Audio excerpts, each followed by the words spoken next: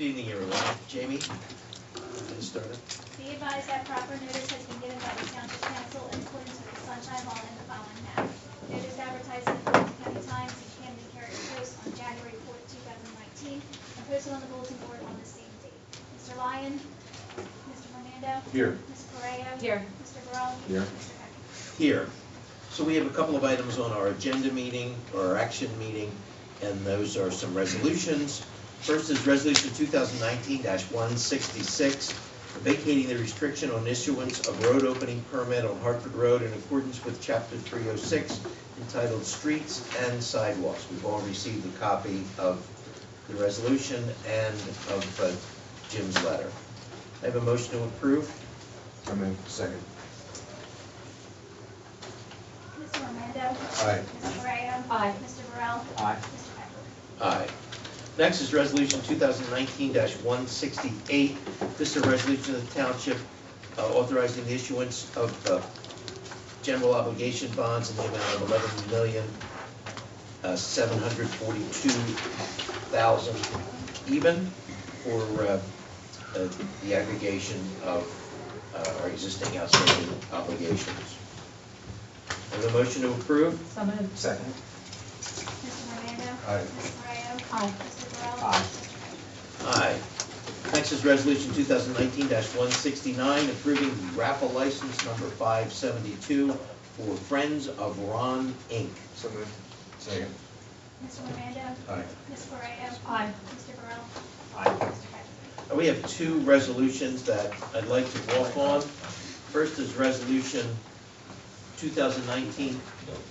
You're supposed to say yes. Oh, aye, sorry. I was thinking ahead. I know, I was looking for it too. Sorry. So we have two resolutions. First is 2019-170, which council has just received. This is authorizing for grass cutting on 810 Parry Road. So moved. Second. Mr. Fernando? Aye. Ms. Correa? Aye. Mr. Burrell? Aye. Mr. Hackett? Aye.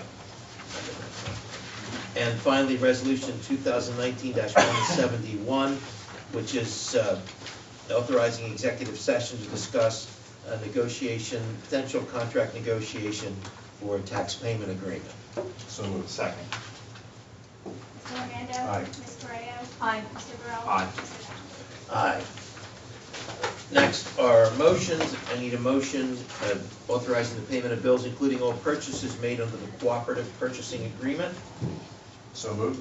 Second. Mr. Fernando? Aye. Ms. Correa? Aye. Mr. Burrell? Aye. Mr. Hackett? Aye. Okay, so that means that item number one on the agenda is actually moving to executive session.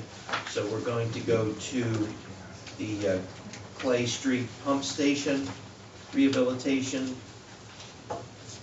Yeah, this is real quick, just to advise you that we're ready to advertise. We received all our outside agency approvals and the approval from the DP Infrastructure Bank, which is the funding agency for the project loan.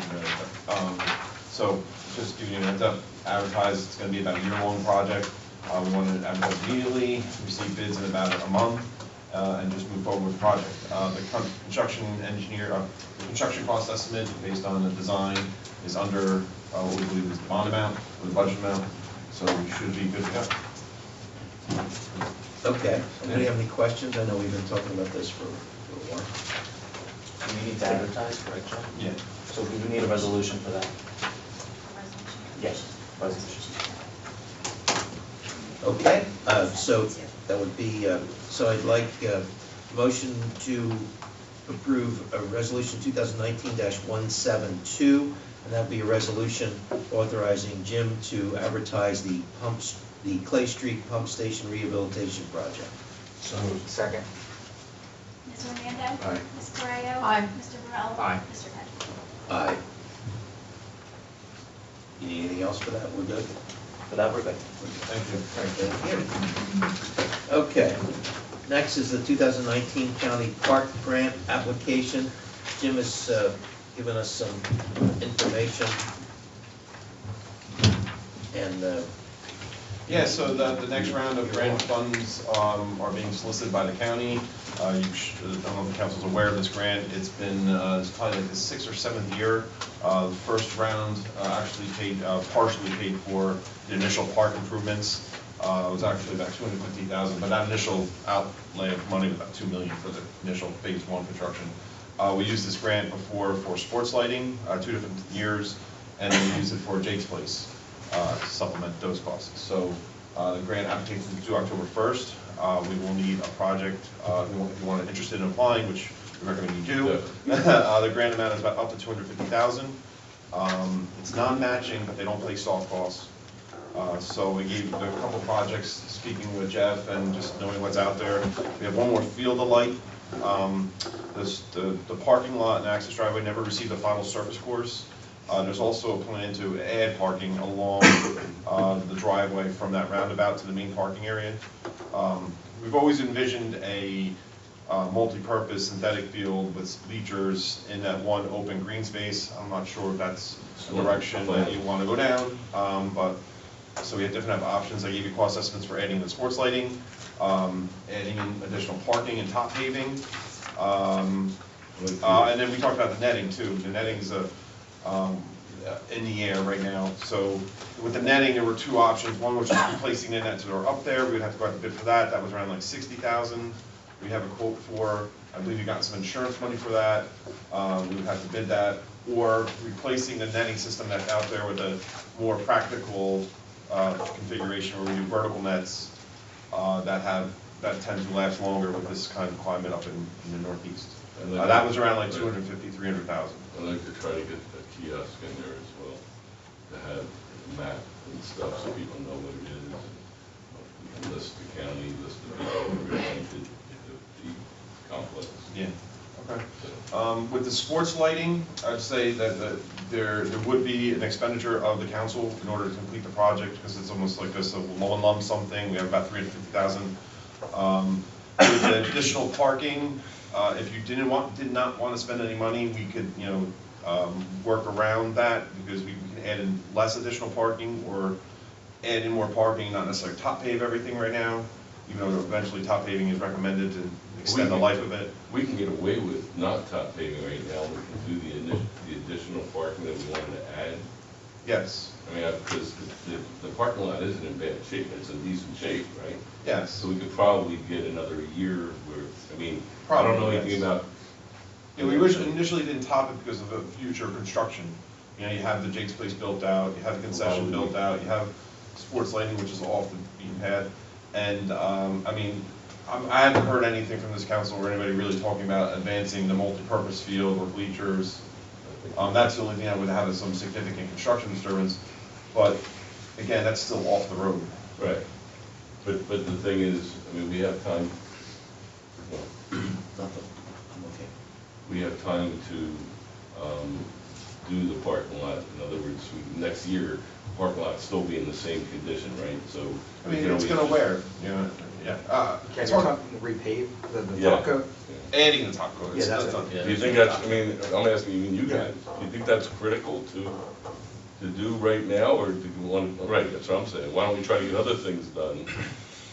And then next year, maybe we can get the top coat, if we can get another year out of it. So it sounds like, I think we all agree that we need additional parking in there. Okay. Because with any of the events, it's always full before we start. So if we can, I think of all this, and you'd have to figure out what would come out, or what would make sense. If council agrees, then I think we should add the additional parking. Along that strip is great, if there's any additional spots that we could do, leaving room still for the future plans. And then maybe next year we just go out for a bid for the grant, if we can get it again, and do all the top coat. Well, yeah, so the way it will play out, I mean, hopefully we find out if you get the grant award before your next budget cycle. And then at that time, I mean, so I'll apply for just the 250, and saying we're going to maximize expanding the parking to the most we can using that 250, adding some pedestrian connections, and then I guess when you do the next budget cycle, if you can decide then if you want to throw more money on top of that. Would that additional parking reach 250?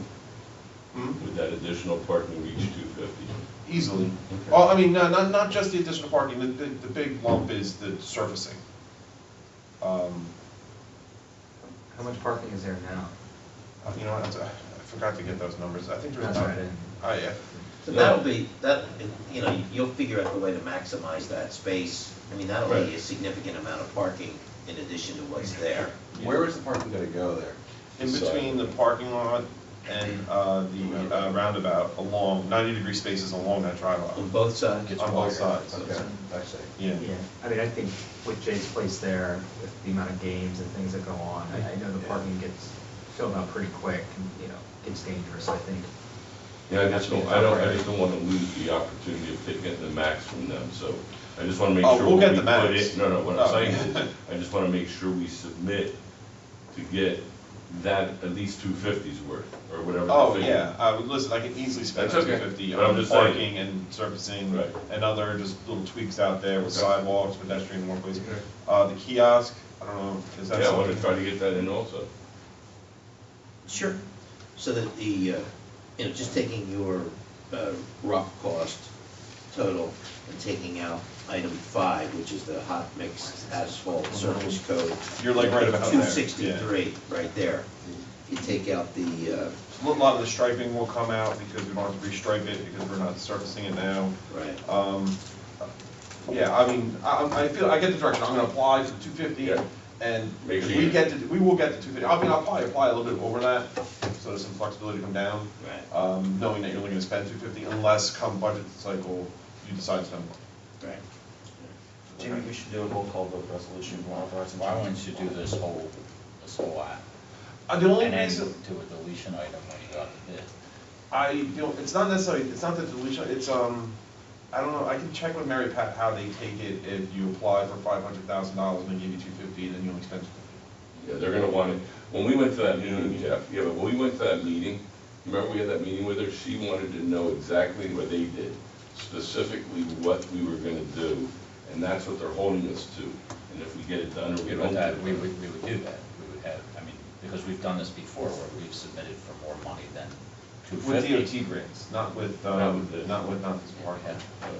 Because we've added money, we've added our own money to it, but. Yeah, I don't- Yeah, but that was us ourselves. I'll check with Mary Pat how that's, you know what I'm saying, I don't, if it's to scale back a project that you applied for because you don't want to spend more money, even though Because you we've done multiple years where we've grouped 2 years, so we've obviously done. But you've always added more. No, I know that, yeah. You never actually applied for something to scale back.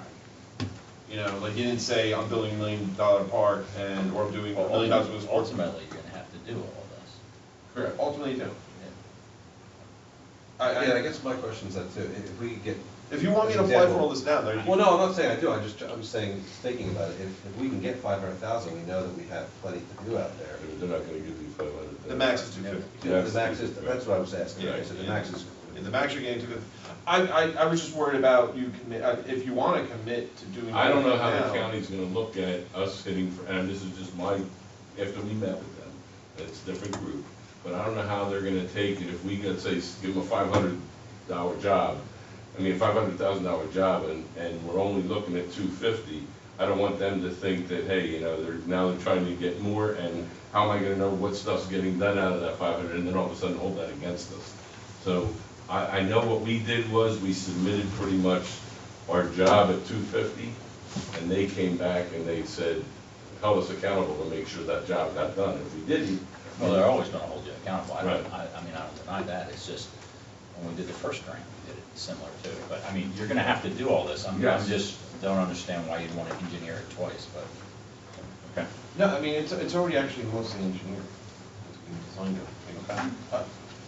So, We'll talk to Mary Pat. you know, like, obviously we want to optimize our chance of getting the 250. But, I just don't want to run into it where you apply for the 400, or 350, 400, and then you go to budget and you decide not to add more money, and then I have to go back to get them approval for the scope change, and they say, well, we're taking some of your grant back, Yeah. because you sold us on that you were doing all this matching. right, right. And with that, and we want to factor in, maybe in your conversation, we want to factor in if we were to try and combine 2 years worth of grants, if that was possible. I just don't, you know. Well, I if you wanna get give- the grant, you have 2 years to spend the money, so it depends on whether or not they offer that grant within that 2-year period, and you'll Yeah. have to be able to design and budget and build it as soon as you get that next round of funding, so it's hard to, they won't commit to that because they won't project that. Okay, so, you know, do they do with these grant applications the way we do with bids as, you know, as an addition item? Yeah, I mean, I can put that in there, I mean, I'll put in there whatever you want me to put in there, as far as how much what you plan on spending, but you're not approving a spending number right now, it has to wait till next year. So, so let's not limit our options, I would say, let's ask for, you know, with an addition item as this in the project, or, you know, an eventual item, and that we may or may not do I at can this apply time. for all this, and I'll say, all we're asking for is $250, Right, and I'll say that municipal, you know, the project may be scaled back based on available Right. funding and budget to a minimum of $250. you know what you do. And if she says that would be held against this, then we back off from that, right? Yeah. Okay. That's fine, yeah. Everybody all right with that? So we need to do a resolution to authorize him to go out. Will you have a resolution for the next meeting, or? I don't even think we need It's a released. let's do a resolution at the next meeting, just to authorize the execution of the application, grant application. I don't think you really need it, but let's just be It's safe. the 24th, isn't this due? October 1st, Okay, so it'll be a week before, that's enough time? that's fine, I'm already gonna get started on the application So for do you that. want to do one tonight, just authorizing him to prepare the grant, or no? If Jim's gonna submit the application, my opinion is he should do it. The governing body should give it authority via resolution. So we want to do one tonight, and, and, I'm probably not gonna submit it till, like, October 1st, but. Right. So it's good. So we do a red- Put it on for next meeting then. we do a resolution, and the wording on that would be authorizing him, Jim? Authorizing the application of a FY 2019 Brundage County Municipal Park Grant for pedestrian and parking improvements to our Or area max park. of 250. Don't put it on. thanks for going slow. Sorry, you want me to do it again? No, I'll, 2019 grant, municipal aid. I got it, thank you. Municipal park grant. Don't add to that. All right, so I need a motion authorizing a resolution 2019-173, authorizing Jim Winkowski to prepare an application for fiscal year 2019 for the Brundage County grant, Municipal Park Grant municipal park grant. for pedestrian and parking lot improvements. And then we just add authorizing Jeff to sign the application. Yes, so all of that we all just said together. Second. Mr. Romando? Aye. Ms. Correa? Aye. Mr. Burrell? Aye. Mr. Ketchum? Aye. Okay, all right.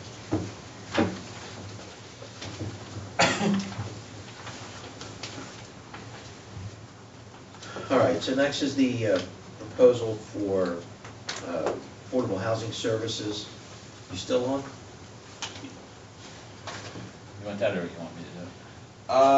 You probably better have it on me, believe it or not, but yeah, I mean, Mika's seeking additional authorization to close out the process that she's been working through to, you know, address all the affordable housing and the issues and the litigation and your affordable housing plan for the third round. She lists in that July 31st memorandum, limitations and exclusions from what this will provide.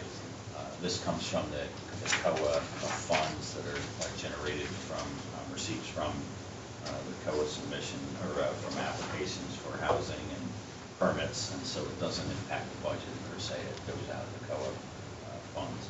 So I'd like to get it authorized. Right, and this is a total services.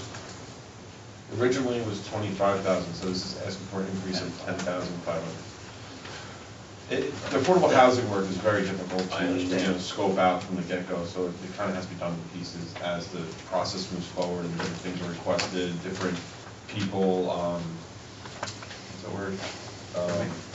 Interveners? Intervene. Yes. Yeah, and then the code, the ordinances, what's settled upon, and yada, yada, yada. Right, so, and Mika's been absolutely phenomenal from my perspective, with assisting and guiding, and suggesting and helping. So, how are we doing this with the resolution? Resolution, and You're loving them tonight. That would be 174, is that correct? Yep. And there would be a resolution authorizing additional funding for the 2019 Affordable Housing Planning Services to be provided to the township as outlined in the July 31st. And Council President, you can simply delegate to the clerk. You don't have to reiterate the whole statement, just release it. Okay, so Just I'm going to ask for a motion to approve Resolution 2019-174 as stated by our solicitor, delegating Jamie to write the resolution. So moved. Second. Mr. Romando? Aye. Ms. Correa? Aye. Mr. Burrell? Aye. Mr. Cattrick? Aye. Okay. So next on the agenda is a discussion of Tenby Chase Drive and the safety thereof. And we have, I think John, I see him. John is here. This was predicated on email sent regarding safety on Tenby Chase Drive, and we've asked the chief and our engineer to give us some background information. We have the chief's report, if you will, and I have those, yes. And I have my information here. So, we asked the chief to do a speed enforcement evaluator for us. And Chief, I don't want to misinterpret your findings. So if you want to interpret some of this information, that'd be great. If not, I'll give it my best. Whichever you're more comfortable with. The important number is the 85th percentile, which is, I think, it's 33 miles per hour. Right. That means that 85% of the cars are doing 33 miles per hour or slower. So Generally, what you set the speed limit at. and that is for so the information that you sent over had kind of two different formats. That I wouldn't look pay too much attention to that This- format. right. You can set that with a tolerance to make it go up or down. Right. So are we looking more at these charts or Yeah, this? I would just look at the 85th percentile. Okay. And maybe Jim can have more input, but if that's what I would look at. Can you? I just want to make sure that we interpret this correctly because there's a lot of information and there's kind of two different formats.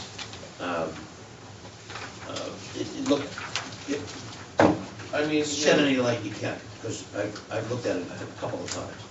safety and speeding, it's a very subjective matter, and what one feels is unsafe and what is unacceptable. In Right. general, we usually look at the 85th percentile, and that's, like what you said, 85% of it or less of that's traveling public, 85% of traveling public down the road is going 33, 33 or less. Right. Speed limits are usually set based on the 85th percentile. It is what it is. I mean, it's 30, I mean, if the speed limit's set at 25, if somebody's going 30, 32, I mean, that's generally acceptable. You usually don't write tickets for that. Right. If there was a higher percentage, if the 85th percentile was 40, 45, I mean, you could probably say that's excessive and something should be done, if possible, short of changing the speed limit to the higher rate. Right. And that's the sometimes when you do a speed thing, that's the result, is the wrong way. Right. So we've asked you to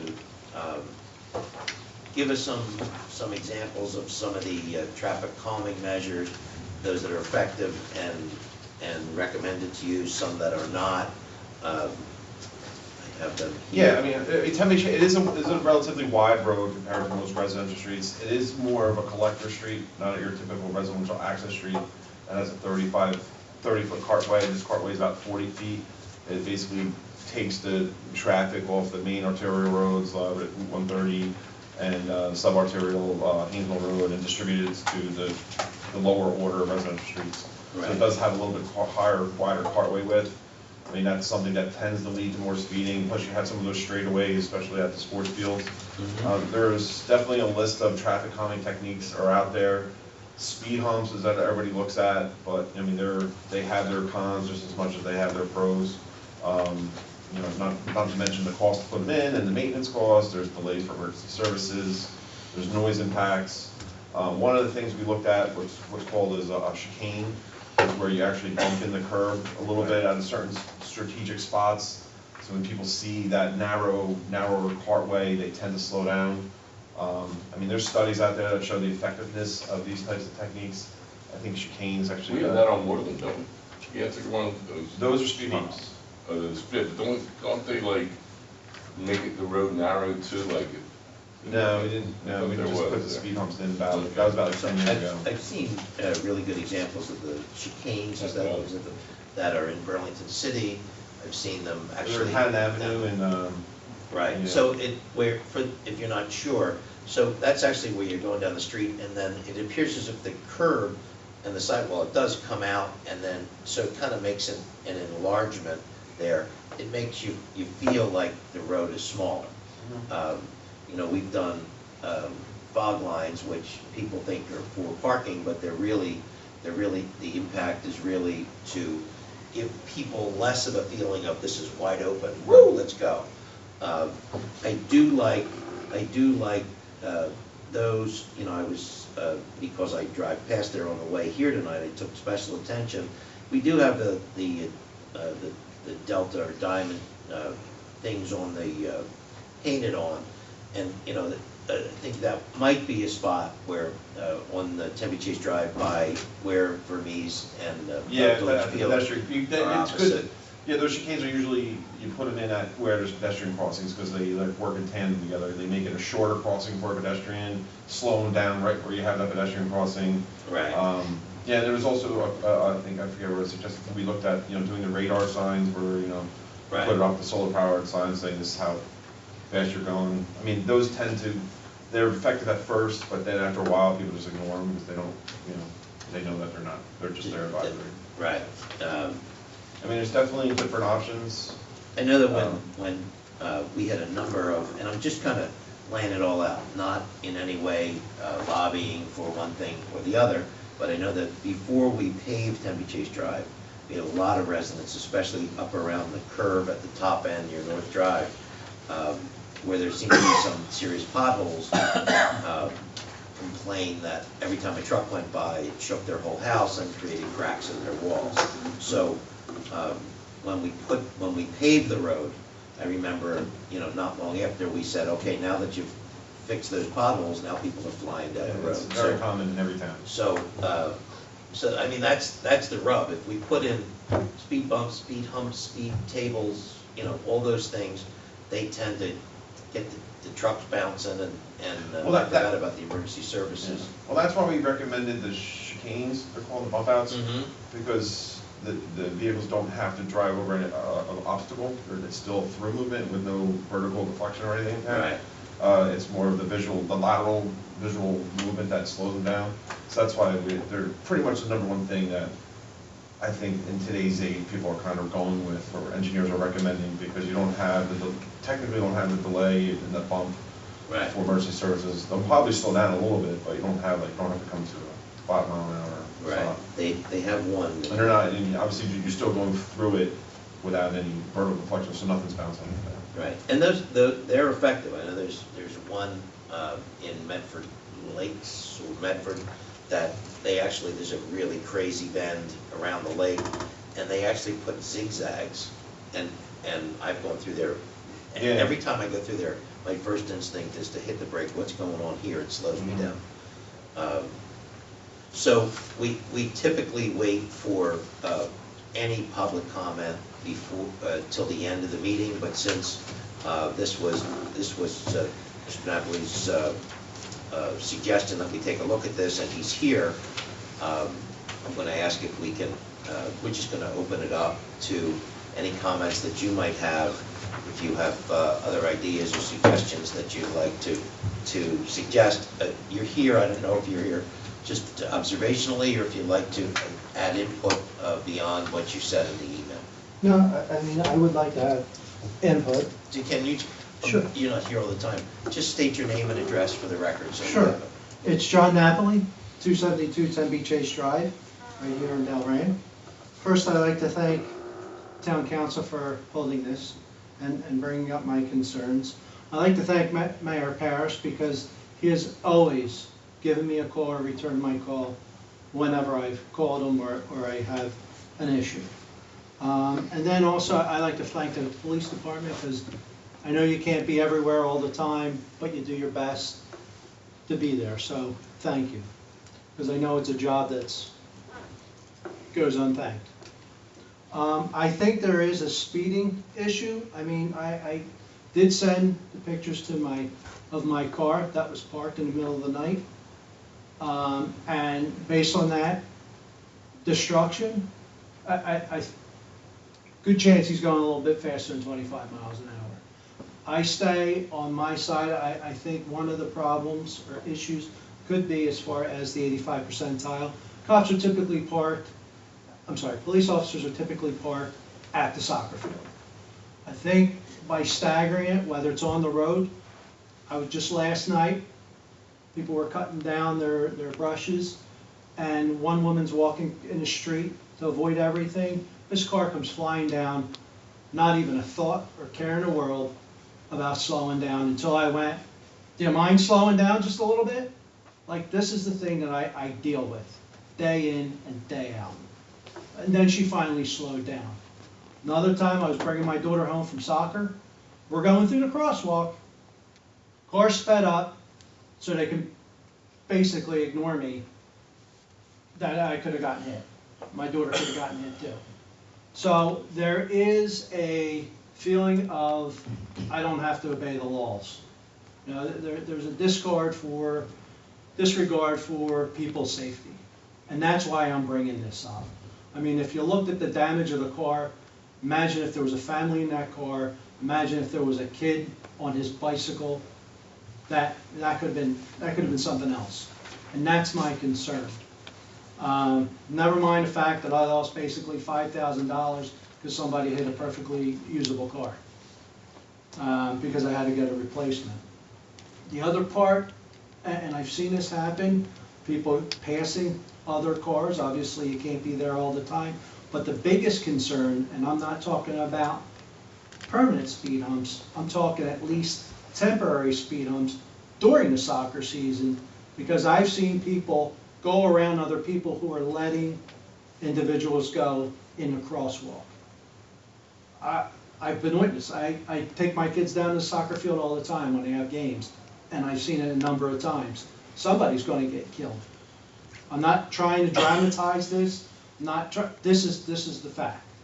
And then the last point is, I know it's just not Tenby Chase. I know it happens all over. I know it's a town-wide issue. Okay, it just happens to be on my street. But I think we have to do something to curb the speeding, because even in the 85 percentile, problem's not necessarily all that. Problem is, other people are distracted, especially when you get the youth. They're on their phones. You know, so we have to do something, in my opinion, to keep their eyes on the road and not on their phones. I want to just mention one other area similar to this, by the way, that is a concern. It's been brought up by residents, is the Grande Blvd by the Summerhill Field. Now, I'm just going to tell you a similar situation. They park on both sides. I don't think the roads were designed to have all the traffic like they do by those fields. But I'm going to tell you something. We have kids running back and forth on the both sides of the road. And I'm just saying, I'm just talking about the bit with the soccer right now and addressing that situation. And I'm going to tell you, even Tom will tell you, recently it's been atrocious where it's so crowded there with football, soccer and everything, to where the kids are running back and forth, and people that don't pay attention, one of those kids are going to get picked off, and they go fairly quick. I agree, but maybe there will be some way that we could do something, at least during the season for sports. And I'm just saying a concern for the kids and stuff, that they're not paying attention, and it's going to happen where somebody's going to get picked off. I think you vouch for that also on that Grande Blvd. I think that we talked about before, that they schedule too many things. No, I'm not arguing that. there's just no place to put people. I know. So, but it's an issue that, I mean, I'm looking at kids and safety, and Yeah. that's the only part that I'm talking about. I mean, and then the only other part would be, I think there should be a stop sign right there at Perry and Tenby Chase, just like Cinnaminson put one at New Albany and Perry. We've got to do something to slow the traffic down. So, good question, Jim, tell us about, again, Jim is our engineer, he's a professional, tell us about stop signs used as speed Yeah, and unfortunately, speed control. stop signs fall under the MUTCD, that's the Manual Uniform Traffic Control Device. It's a federal document. Right. It gives you guidance on when to install traffic control devices like stop signs, setting speed limits, striping, and there's specific language in there that says you can't use a stop sign for speed control, and there's certain warrants as to when and where to put a stop sign. You know, obviously you have to put it on the minor street, not the major street. If you want to do a multi-way stop, where you stop Tenby and Perry, you can, but there's a study that has to be done, and that warrant, and you have to meet certain warrants with traffic volume, approach, and other factors. I mean, I can do the study for you, there's gonna be a cost, obviously, whatever, but, you know, it's probably not gonna meet the study. The volume on Tenby is probably overshadows Perry, and it's just not gonna meet the warrant to put the multi-way in. So the result would be, And then putting in stop signs sometimes is not a cure-all. I mean, it creates a safety issue just as much as it doesn't. Nobody's expecting a stop sign to be there, and they're driving, and they drive right through it, and the other person, the other approach, thinks that the other traffic's stopping, boom. You know, you have even more collisions, or you have people stopping in front of somebody, in front of somebody that doesn't expect it to be there, and you rear-ended, you know? right, Well, that's why you would put a stop ahead sign on the street. so, you know, Cinnaminson has done some pretty unconventional things recently. You know, when the state of New Jersey has said, we're getting away from traffic circles, Cinnaminson added to. Well, they added a roundabout, yeah. You know, I'm not sure what they're doing. It's different. And that intersection that he's talking about, you know, at Perry and New Albany, you know, Yeah, I know the Cinnaminson engineer, I can Yeah. reach out what their logic was and what their findings were. that They would did a be, study. that would be interesting to know, because it was always stopping on Perry, which was obviously the less traveled street. I don't want to assume too much, but I was assuming they did a study, and the study showed it was warranted. Right. Yeah, I'd be interested to know what they were thinking on that. So, you know, I'm a big fan of the chicanes, that's how you say it? Chicanes, whatever it is. I know they're effective because they work on me, and I'm on the road a lot. My only concern with, I mean, we all want to, let's first say, all of us either have kids or are very concerned with children's safety. So it's not about that, it's just that we want to look at this, make sure we're doing something that's going to be effective and not going to create, you know, a negative impact on somebody else. You know, those signs, I see the traffic sign, one of those always on solar deals. There's one on Church Street Road, one of those things right off of New Albany in Morristown.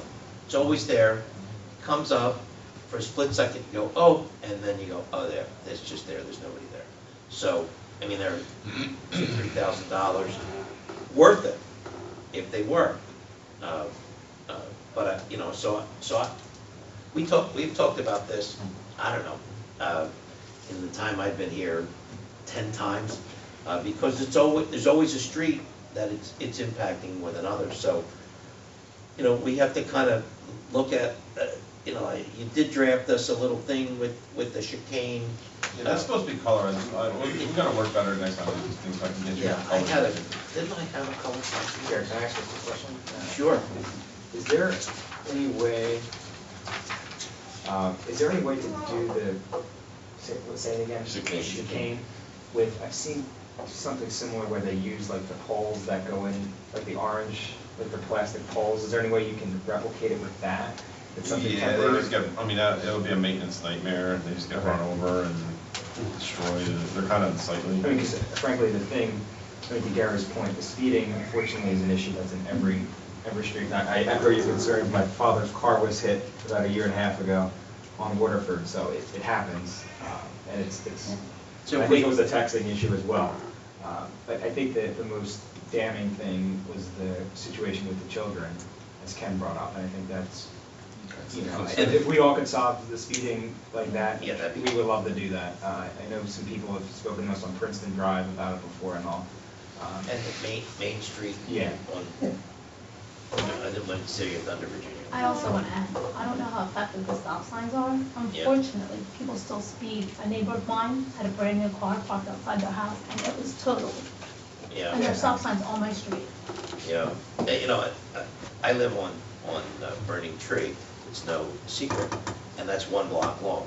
And, you know, we had the stories that you're both telling, somebody came around the corner, I live on the corner, they came around the corner, misjudged, young driver, pushed my wife's car that had just been paid for, right up onto the sidewalk, totaled it, it was gone.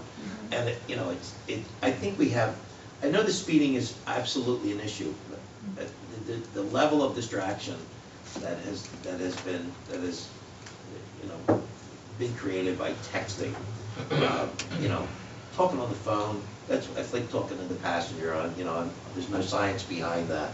But you look away, you know, I remember, the number I seem to remember is at 50 or 55 miles an hour. You look away for 5 seconds, and that's a football field. And, you know, that anything can happen in that amount of time. So I don't know. I mean, do we want to ask Jim to put together maybe some sort of, he put together a somewhat comprehensive plan.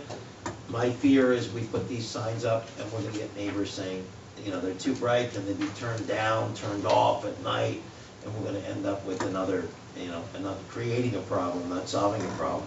But if they're effective, you know, maybe, can we find out, I mean, I don't know, you do this, you do these things all the time. Can you talk to other engineers or talk to you, it's a very large company. Is there anything that works consistently and not just short term? The 25-mile paint, that worked for me every time I saw it. Now I don't see it anymore. It's like anything else. We did, the chief told us in the previous study that it almost was negligible after 2 years. So Yeah, it's just, yeah. It ends up being an emotional decision where we're just spending money to paint something. Right. You know, the goal is obviously to spend money and have something to work. Of course, we want to reduce the speeding or whatever it is, but I think what Gary's saying, is there any way we can get, is there statistics on? Yeah, I actually sent the mayor and Jeff an email just before we started, because I thought this would come up, an email with a link to a website that has a nice little report on this, and it goes over these different options, and it gives you estimated costs for improvement and the effectiveness and the percentage on, you know, how much it does, how effective it is at lowering speeds. And I'd say if they can circulate it after tonight and take a look at it, it's usually anywhere around from 5% to 20%. Speed humps usually has like an effective rate of about 20%, whereas the chicanes, I think, it was around like 15%. Right. You know, other things like radar signs is like 5%. You know, Really? It all depends on cost compared to effectiveness and how long that lasts for. I'm not aware of any studies off the top of my head that continue to evaluate it as time went on. And it is relatively newer. I mean, you've only been doing this stuff for the last couple of years. Right. So that you know, those are the effectiveness, not that the cost. There's no guarantees. You know, there's always Right. going to be a speeder. Right. Yeah, And and, you take and, control. and also the radar bit, I mean, 5%, that makes sense, because, I mean, people are gonna see it, eventually people are gonna know it's there, and you know what? They're not gonna think anybody's around, and they're gonna just ignore it anyhow. But I think So, I think the most alarming thing I got out of the conversation was, I have seen it too, I've seen it in Morristown, people go around the cars that are waiting for somebody. And sometimes you don't know what the car's doing there, you know, that think you're making a left-hand turn and they're not, you go around and you hit somebody.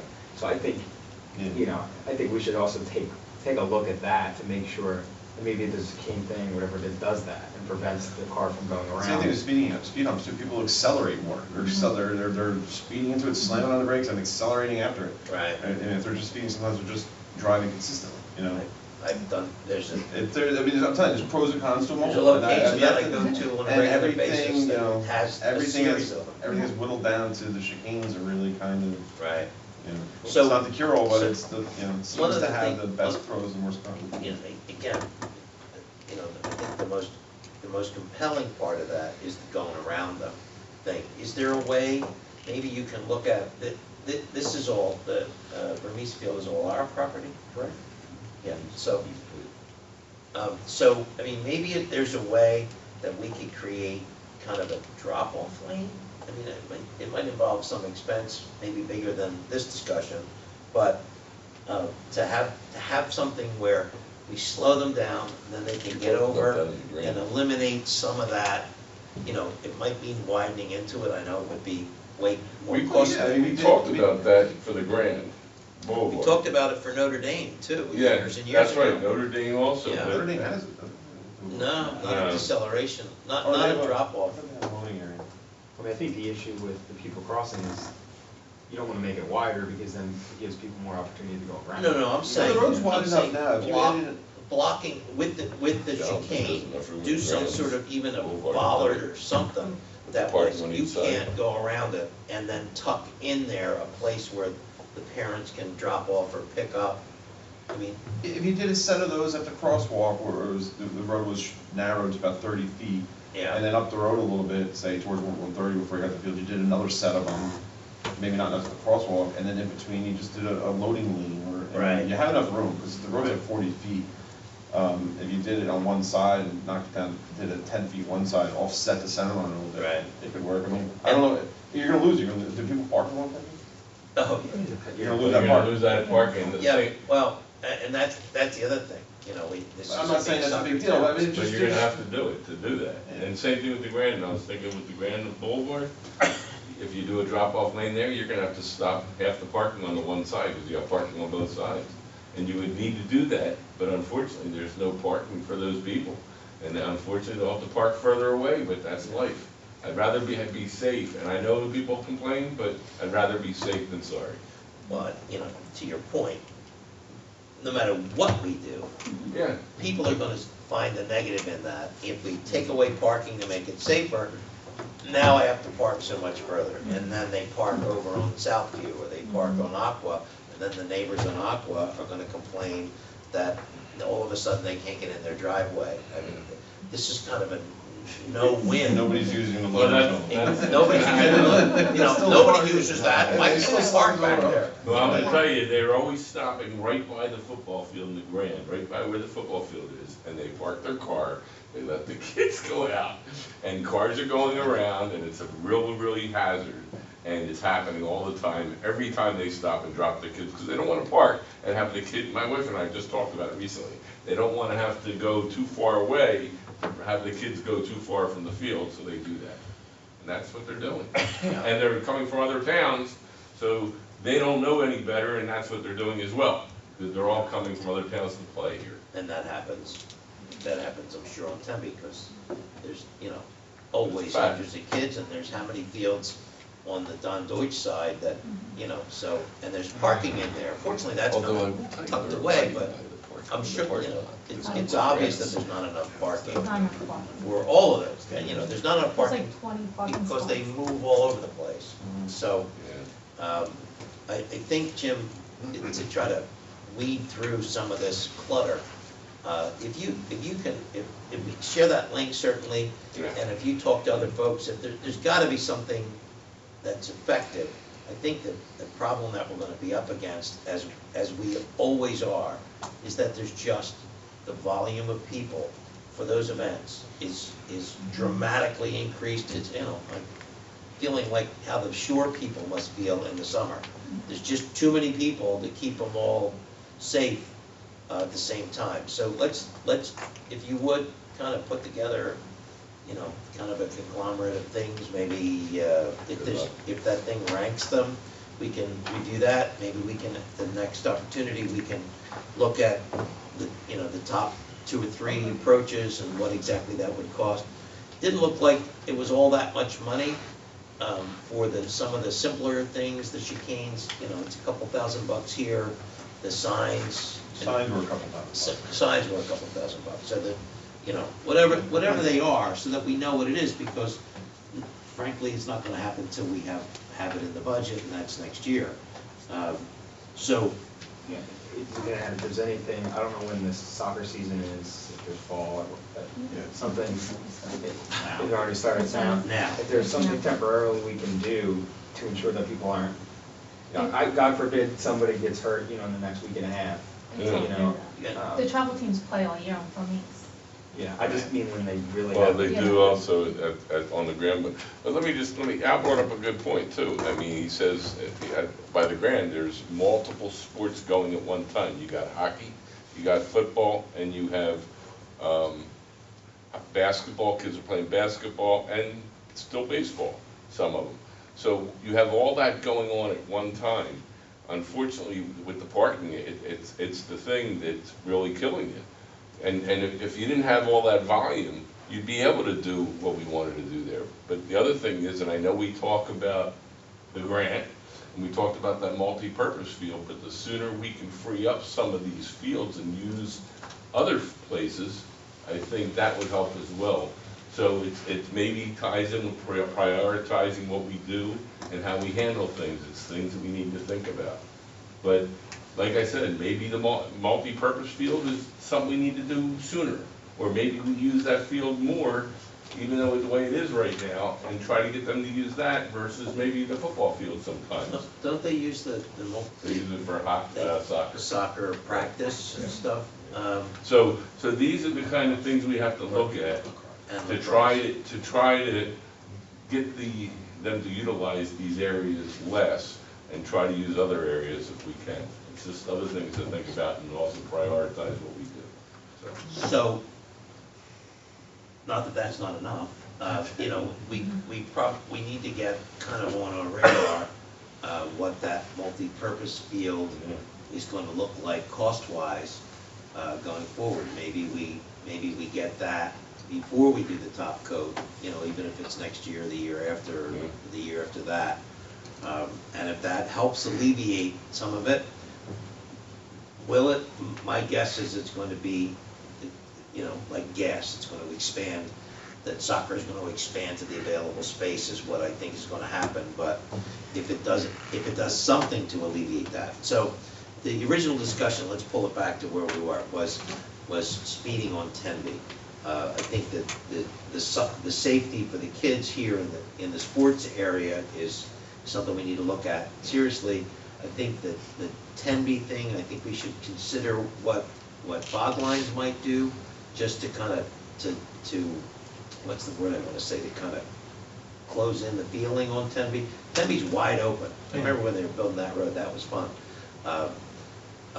But now maybe if we, is that something can you put fog lines on a road? Yes.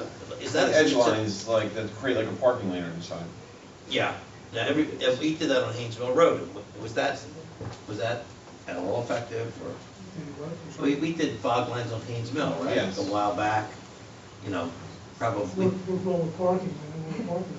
Yeah. We did it because, I remember the complaint was there's people putting their trash cans out, and then with a lot of the vertical curves, people were going over on too far on the side and hitting garbage cans, so we put them in to keep them, that can help with people hitting the cars, but if they're, not paying attention. Right, And that's something that we can explore and give you a I car. think it's a benefit, because I'm gonna tell you, even like when I go to my hair place, I park in that area, and I feel more comfortable that it's a place that's marked off when I park my car, because it does stand out more to people if they're paying attention, but still, for people that don't pay attention, like if they're texting, they can stop at anything. Yeah, it's not gonna fix anything. Well, I think the white lines would be a good thing, the reflective lines, because I noticed when they put them on Haynes Mill, it does condense that, it gives that feeling that the road's condensed. You have to stay in between the lines. The other part, what happened with mine was, the kid even admitted to drinking, but on the report, it doesn't look like the officer did a breathalyzer. But I agree with, I think the fog line would be good. And really, it's really about the kid's safety. Yeah. Like we all mentioned, we all have kids. And it's just, it's getting dangerous. Really just getting dangerous. Back in 1980, when I was growing up, nobody had cell phones. Now everybody has them, and there's just one big reason as far as the distractions and so on. Yeah. I can't tell you how many times I see people looking down. I can't tell you how many times I've asked people to slow down or told people to slow down, and they rev their engines or go faster.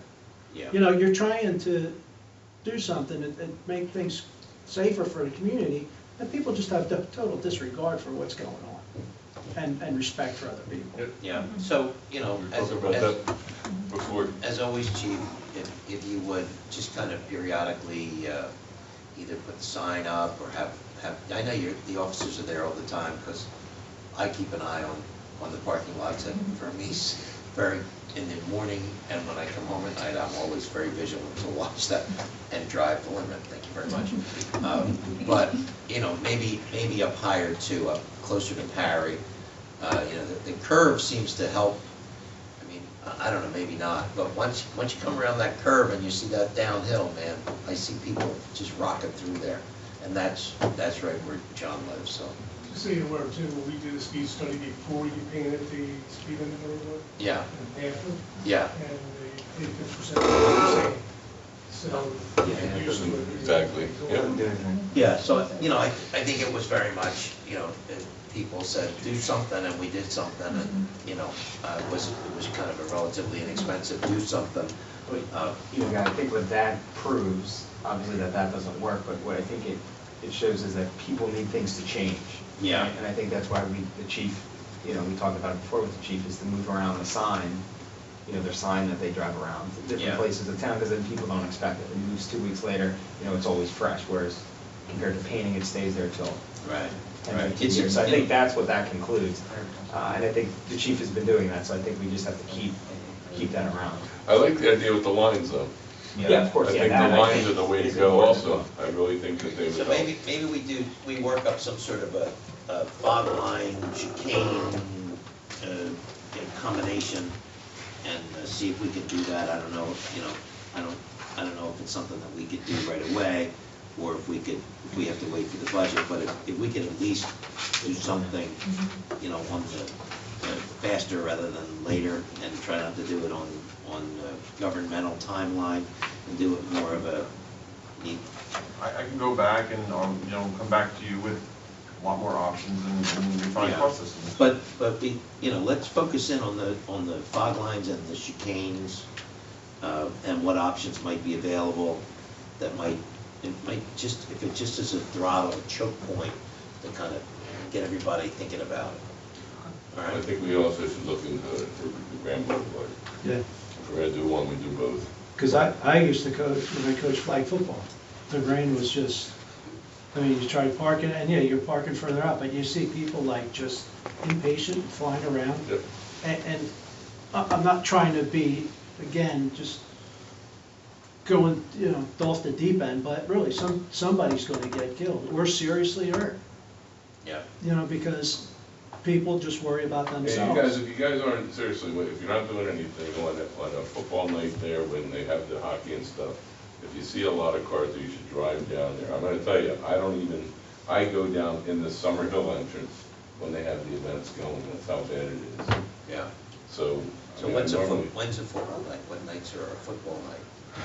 Jeez, what is it, Thursday? I knew when flag football was usually Friday or Saturday Yeah. night. Friday and But Saturday again, night.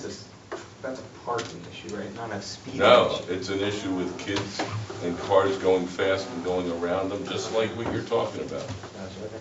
So this is good that we revisit this periodically, because, you know, that the more we try different things, the more we'll come up with eventually, hopefully, something that works on a longer range. So we'll close public comment on this, and we'll have an opportunity at the end of the meeting if anybody has additional questions on other topics. But Jim's going to do some homework for us and get back to us as soon as he can, and we'll kind of keep this on the front burner going forward. Thank you, everyone. Sure, thanks, Joe. Okay, on to some an exciting area. This is the asbestos inspection of abrasive alloys. Go. Who's going to talk about you?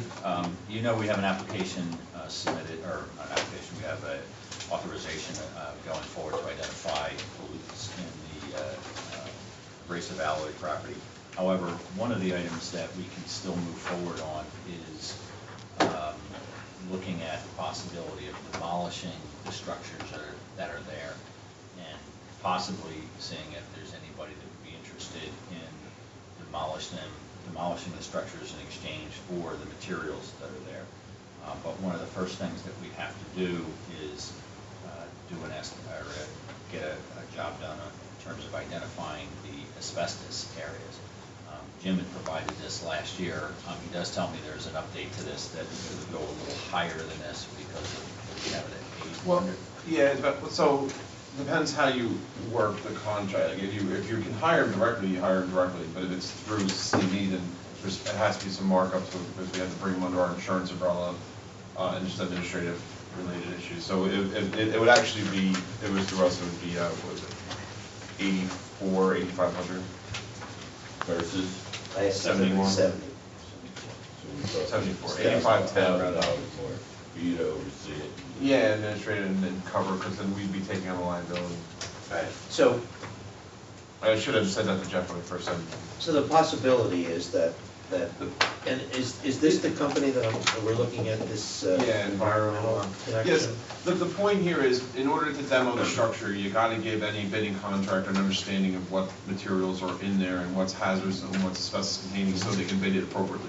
What happens is sometimes people don't do this exercise, and then they bid the project, the next thing you know, the demolition contractor comes back and says, well, we found asbestos here, here, here, and here, and we want a change order of, X, Y, Z amount of dollars to now dispose of it.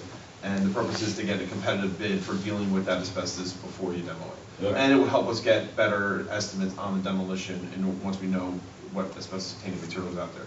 The LSLP work we're doing, What's that? the licensed site remediation professional work we're doing, that we're getting the grants for through the hazardous site discharge remediation fund, that deals with just soil and groundwater contamination on the site, not anything with the building components. Right. Let me ask you one question on this one. We did look into getting somebody to demo it for the material a while ago. Yeah, I And heard that story. remember that? Yeah. And- I wasn't involved in that. Okay, but there was supposedly talk, it never happened. My question is, before we even approve this, would it be better to know that we have somebody to do it and that would do that deal? Because if we do this, and let's say there's nobody there to demo it for material. I brought 3 different demo contractors out there, all reputable, and none of them will give me a price cost estimate. They're not gonna do that without this. Yeah, and depending on when they do it, depends on the trade market for salvage is up and down, and I know. there's no telling what's No, I going on. got you, and that's then- what happened. So I don't We know were what told happened that was 10, gonna 15 happen. years ago, when there's Well, some redeveloper that said that they take it all down for, It was about 8 years ago. yeah. I get that, yeah, there is, I'm not gonna sit here and say there isn't a lot of salvageable material out there, there is. And then we do this study, we find out there's no asbestos, and then you can get a good, No, I understand cheap that. price on the demo because of the salvage material. You do the study, you find out there's tons of asbestos, and it's just gonna eat up all your salvage. So, Eventually, these structures are gonna have to come down. No, I agree, they should come down. I was just wondering if we But could do it's, it. it's scary out Yeah, there. no, I agree, I just wanted to see if it was better to find out first, but that's, I get you. we tried that, and I they know. won't commit to anything without knowing. Tyler? It sounds like to what Jeff is saying, we have to do this eventually, so you might as Yeah. well. I agree. We're There's a bringing it no-brainer, back there's now nothing. because looking at the budget, it appears we have the funds in that line item to do it. When it came up last year, it was near the end of the year, we didn't have the funds. That's why we're. No, I agree with that, I think it needs to be done. That's it. Yeah, the idea is we can do it now, it's a time of year where we get the work done, and then we can go out and get quotes again for the demolition, and then you know exactly what you're dealing with price-wise for your 2020 budget cycle. Sounds like we're planning right ahead. So, since we're on this topic, would you ask Brian in Public Works to go out there? I was out there a week or so ago, and the gate was kind of open. It wasn't open, but it wasn't keeping anybody out of there. I know the kids probably. Well, just right around. They're, there. yeah. Uh, But I I'll have agree, to we should look at make it look like It the is. least sealed. It is, I went in there and I got as far as the building and I went, Nah, that'd be my luck. It'll fall down right on me. It's scary Yeah. back there. It's a scary structure. It looks like it could go at any point, and there's a lot of it. So, what do, Makes it attractive to kids. yeah. That's where they hang out. What do we need to do? Do we need to authorize this, or? I would believe by resolution. What are we specifically seeking to authorize? Professional services. You can hold it over to the meeting if you want. Hold it over to the I public wanna meeting? do it. Yeah, let's do it. Let's All get it right. started. No, Yeah, why didn't we? Yeah. let's, and everything takes so long, so what exactly are we're authorizing? Authorizing Jim? CME to do the asbestos survey Okay, for 8,500 and, It's for 8,500, for a budget not to exceed $8,510. Well, we're well below the bid requirement threshold, so all we need is a resolution. Jim, what's the term? I'm gonna probably 30 days. This is a good company. He has to do lab tests. These are. Yeah, we use these guys, I did get 3 quotes, but one didn't respond, another quote was about 17,000. And then this guy, and we use this firm on a lot of our LSRP work for materials. okay, now, what is this, 74, 174? 175, wow. A lot of production tonight. So, I need a motion to approve Resolution 2019-175, which authorizes CME to perform, Asbestos survey. to do an asbestos survey at Abrasive Alloy site for a fee not to exceed $8,500. So moved. 8510. But 8510? $8,510?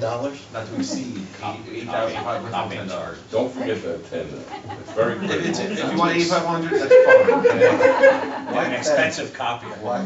It's just whatever their budget is plus a certain percentage.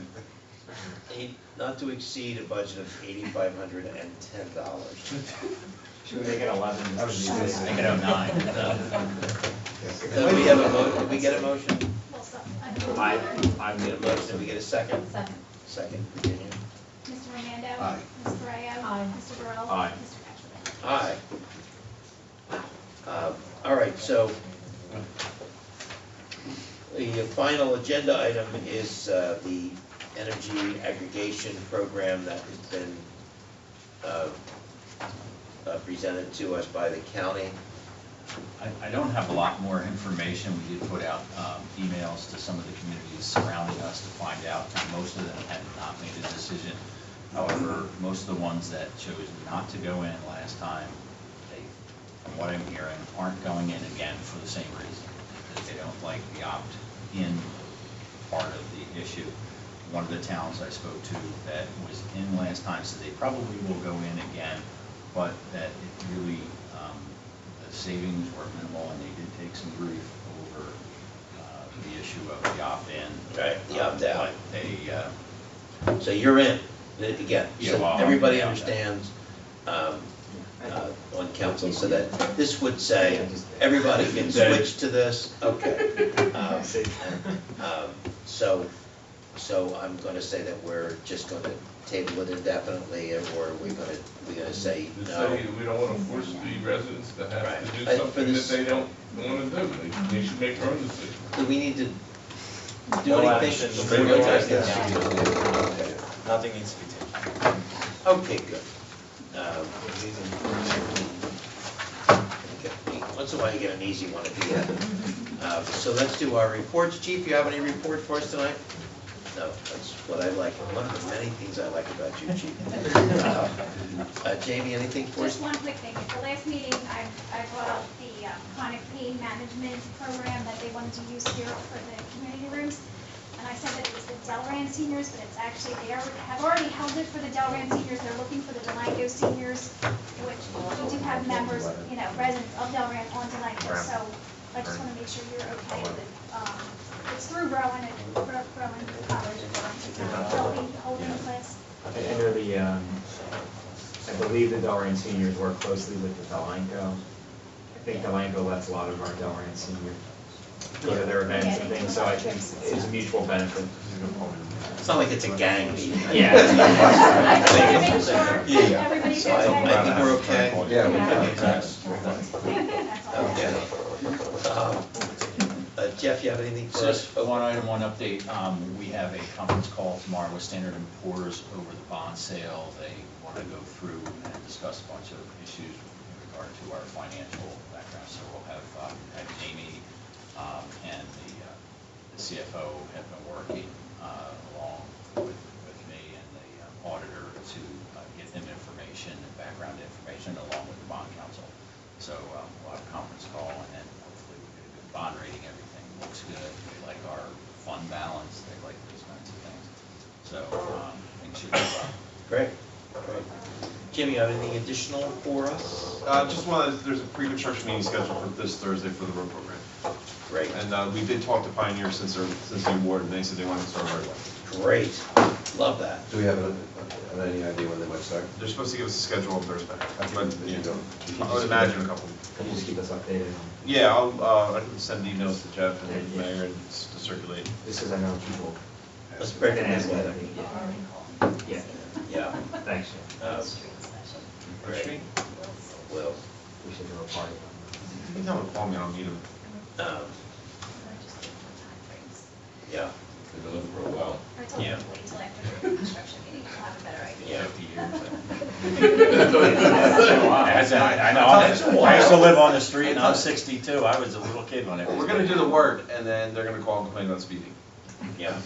No, they'll complain about something else. They're gonna complain about the lack of sidewalks, curbing and things along those lines.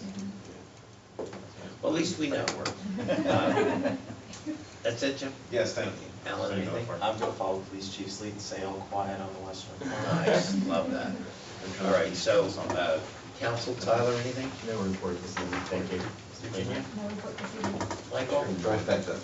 No report. Wow, well, and the only thing, I just want to say that I'm starting to see election signs coming out on public areas. We do have an ordinance that says 29 days. We've gone over this, that there are signs that go, if it's on your lawn and you don't have a homeowners association that denies that, it's a free speech issue, I get that, but candidates that come out this early and start putting stuff in the public areas, we have an ordinance against that. And the local folks tend to abide by it, and the non-local folks sometimes don't. So, has Ted reached out to these folks? I did, I told him about it, I didn't follow up with him to see if he's heard any response. Can you just ask we have an ordinance for, if not, let's get rid of the ordinance and let's have, throw caution to the wind.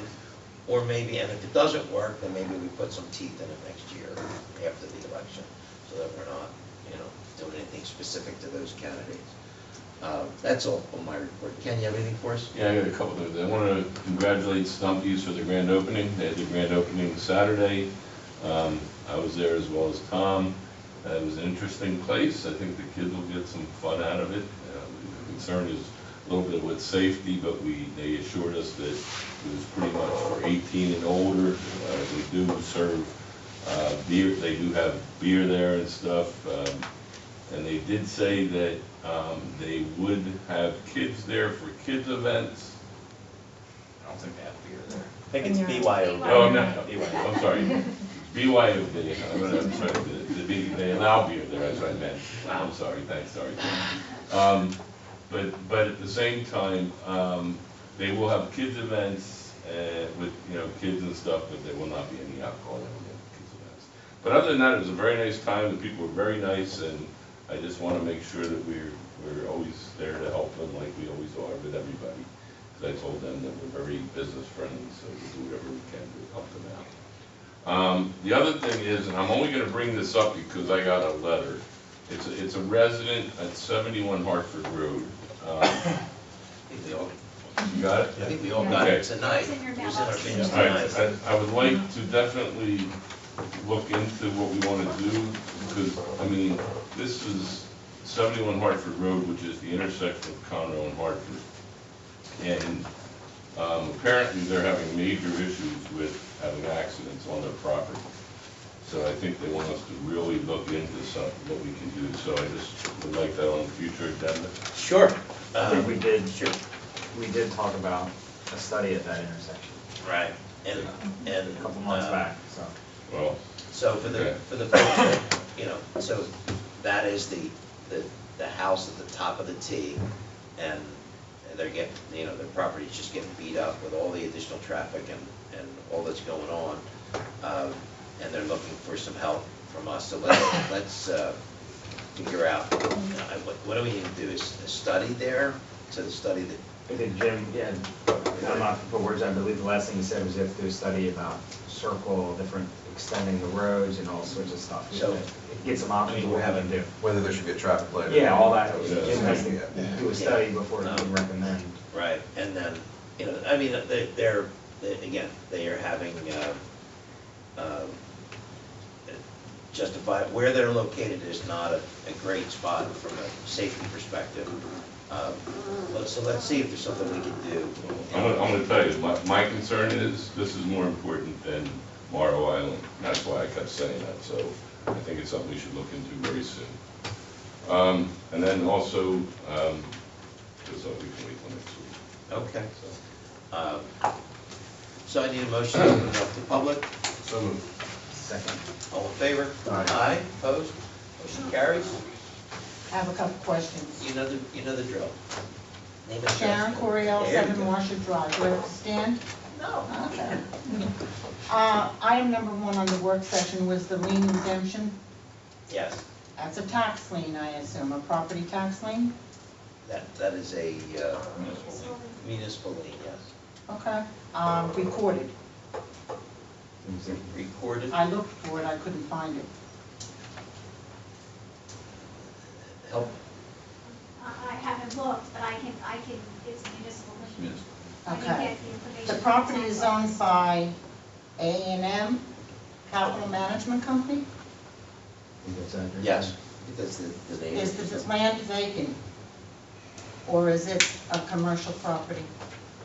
I want to say it's, So those are essentially two different questions. If it's vacant in terms of what's being actually used at, that's one question, but whether it's a commercial property, that's a zoning Then it's question. two questions, If two it's separate zoning questions. questions, okay. Just to okay, clarify. so, And why did you vacate it tonight? we didn't vacate it, we moved You it to. moved it to the executive Right, session, because- which is not open for public transparency. Well, again, it's not, but there's a potential negotiation here, and those are typically done in closed session, but we're not gonna take any action in closed session, we never do and can't. So if we make a decision, but we have to have a conversation as to what we're looking to do with this and what the policy and direction of the council is in addressing this situation. Okay, I would think that prior to going into executive section, you would be able to answer the questions, what type of property and who the resident is.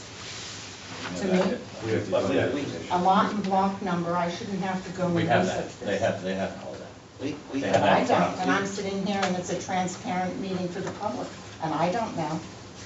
Well, Why do we always get lot and block numbers, but there's no identification? The people don't come here prepared with a lot and block under their belt, and who owns the property. And I do think that that is of primary importance to the public, to know what piece of land you're talking about, and where that is located. Sure. Jeff, do we have an address for the block and lot? 100 Brown Street, 73 Mill Hill, It's not 100, it's 73 St. Miel Drive. St. Mill Hill, right. Is that the same, and according to my research, it's vacant? Correct. According to my research, that property owner is also in foreclosure on that same piece. I'd like to know if if this is going to be entertained for tax payment plan or redemption in the eyes of him not even being able to pay for his property. So you're talking about he has a mortgage on the, Yes. So that's a private matter between him and his lender, But it's that of the township. concern in the Right, township let when me, they're just let me, redeeming. allow me to answer your question. That is a private matter between the property owner and the third-party lender. The township's not directly involved in that matter, and that is not the nature of our discussion. And the tax agreement that will be considered is not the traditional redemption process that's statutorily enforced. This would be a sort of a custom agreement under which a tax payment would be made to reduce his balance eventually. And is that a normal and customary procedure to allow that? Statutorily, that is not the default procedure. It is the exception to the rule of thirds.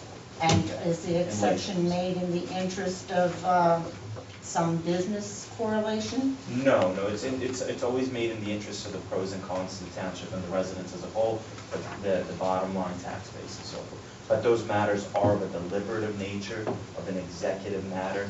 That's why it's going to be an executive session.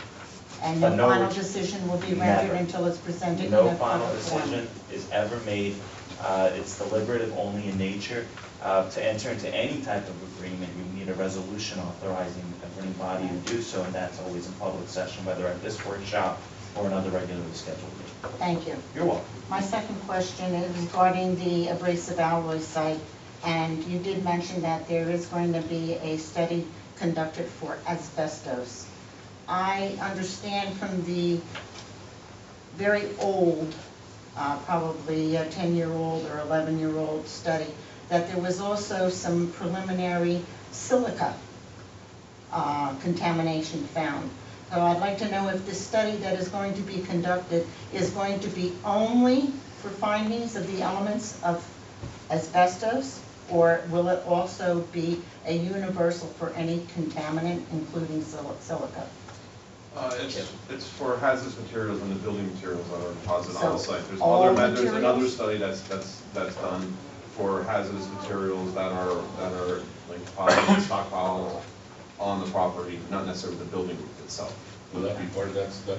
Yeah, I mean, yes. Not the new Not study. the last, that's part of the L-STAR It's study. been studied in the past. This is a study simply to identify levels of asbestos on the building itself, not in the grounds beneath it, so that we can try to negotiate a deal with a company that says, well, if there's this much asbestos, we can remediate that and we'll take this much off because of the materials, and they can recycle the scrap or do whatever it is they do with the materials. Yeah, and to be clear, we're not only checking for asbestos with the building materials, it's also a universal waste inventory where they check, any toxic material that Yeah, requires my special disposal. My understanding is that silica was used in the mold process, so I Yeah, I'm have not- some, being in the medical industry, Mhm. okay, I do have some deep concerns about other contaminants on that property. Yeah, so the study we're doing now deals with investigating any toxic materials that's in the building materials that would have to be demolished and disposed of. There's a separate parallel study being done, and we're actually through multiple phases of that, where we investigate the ground itself and any. But in demolition of the ground, are you not disturbing the soil? No, the demolition of the building would not involve the soil disturbance, no. That would have to be done through a separate entity where we actually do remediate the soils that were found to have, heavy metals or other toxic contaminants above the state's maximum contaminant level. Okay. That's what we're getting funding. Can I go back to your, the issue with the other property? I just want to make sure it's clear. That property already went through the normal process of a tax sale. They didn't pay their taxes, went through tax sale. No one purchased a tax lien. Right. So because no one purchased it, it goes to municipal lien. We have two options, or one option really. We can foreclose on the property, and/or we can entertain this, and township council is going to entertain this and make a decision. Can I ask if the property is large enough to be considered a part of open space or usable open space? It's 2 acres. And is that a consideration that you would entertain? We haven't gotten that far. We haven't gotten that far. All right, no problem. Great. Anything? Questions? Chuck Stoll, 184 Natalie Road. You mentioned. Speak up a little bit, Chuck, for us. Chuck Stoll, 184 Natalie Road. You mentioned one of the first items was the vacating of the road ordinance for Hartford Road. So it sounds like you actually have basically approved that you are going to vacate the current ban on that. And Right. I'd asked about it in the last meeting. There wasn't anything solid yet. So I guess my question is it like we're just definitely do this, or we're entertaining the idea of doing something under certain circumstances? So what we've the resolution stated was, based on our direction to the engineer and the engineer's input, the resolution is stating basically that this is anything that's just, if they're gonna do this tap and they're gonna open this road, that anything that's disturbed from the beginning of the disturbance to the end of the disturbance, and that's outlined in a chart here, from curb to curb is the only way that we will allow this disturbance to happen. So, frankly, excuse my reach. So this is the area we're talking about. Be happy to show this to you before we go into executive session. So everything, there's going to, in essence, be two seams. One in the beginning, one in the end, but it's not going to be patchwork where there's a chunk and a narrow thing.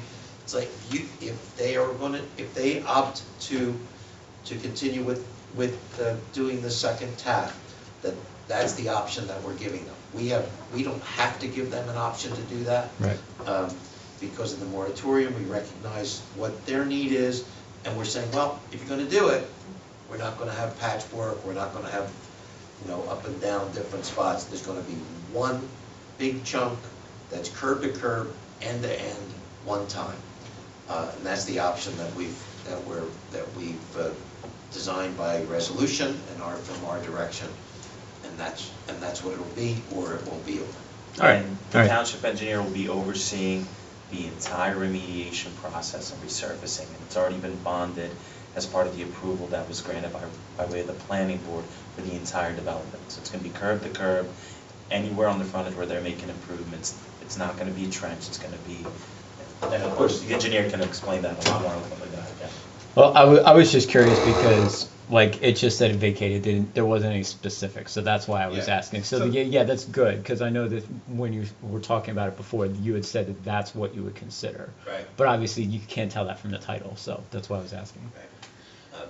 So it's very detailed, Jim, you can go. I just want to make sure, there is going to be like a period of time between when they do the wet tap and the trench repair, the temporary trench repair, and then the curbing frontage improvements, and that temporary trench repair in front of it, between when they actually do the resurfacing. Right. And that's mandated by us, because you need some time for the settlement, and you don't want to resurface it too soon. So there will be a period where, it looks like it's patchwork, but it's only temporary. Right. And when they approved the waiver of the moratorium, subject, and only in these limits, so nobody else can tap into the road, and only for these specific improvements, that's it. Can I ask you a question?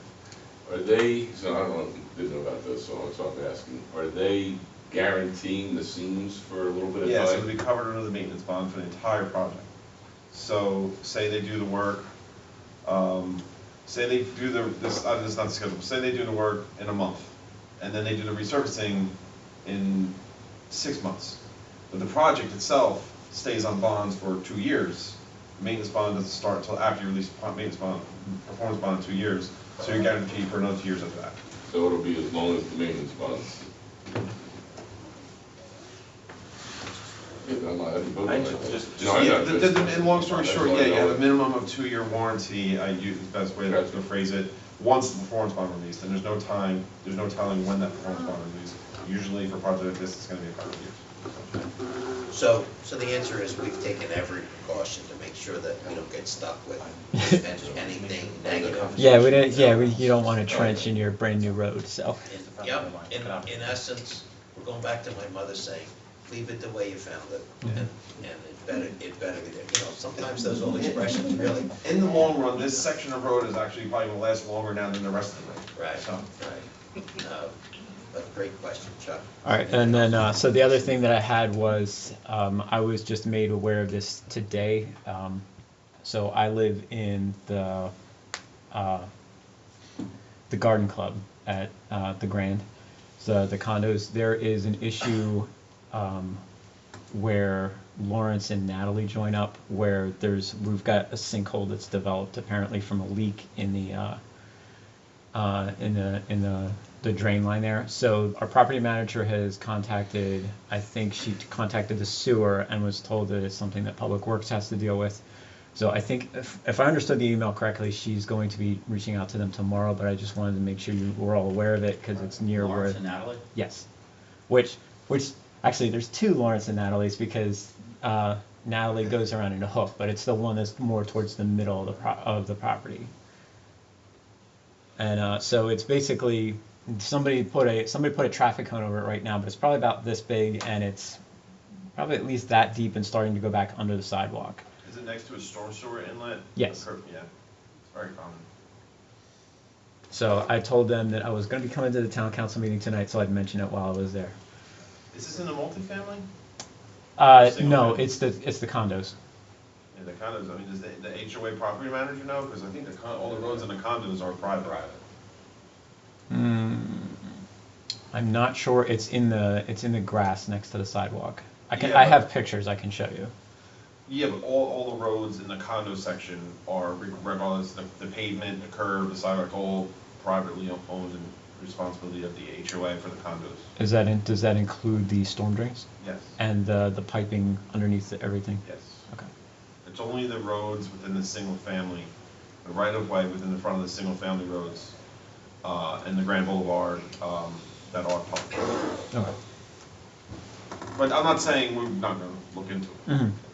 Because I know from what she was saying that the storm, like the concrete around the storm drain itself, she knew that we had to do that because we'd made repairs to that, I guess apparently a few years ago. But it seemed that this was, because it's not right there, it's, a few feet back, but it's close enough that it makes sense that it is relating to the piping for the storm system. Yes. Oh, yeah, that's definitely HOA. Okay. And if anything, if it's out on Bridgeboro, it's county, but anything in those apartments, condos, is definitely HOA. Okay. Now, I guess, and so it would be the HOA versus the COA, because we have a condo association and a homeowners association. So the homeowners association is the grand in total. Was ever responsibility for the maintenance of the grounds? Okay. And the homeowner's declaration, which is recorded with the county, essentially outlines all those bylaws, and they should have it on hand at the office, any additional bylaws that are adopted by the HOA. Okay. All right, that's all I have. Thank you. Okay. Seeing no other people, I'll ask for a motion to come out of public. So moved. Second. All in favor? Aye. Opposed? Motion carries. All right, we're back on our regular meeting. I need a motion to go into executive session. So moved. Second. All in favor? Aye. Opposed? Motion carries. All right, we're going to take a 5-minute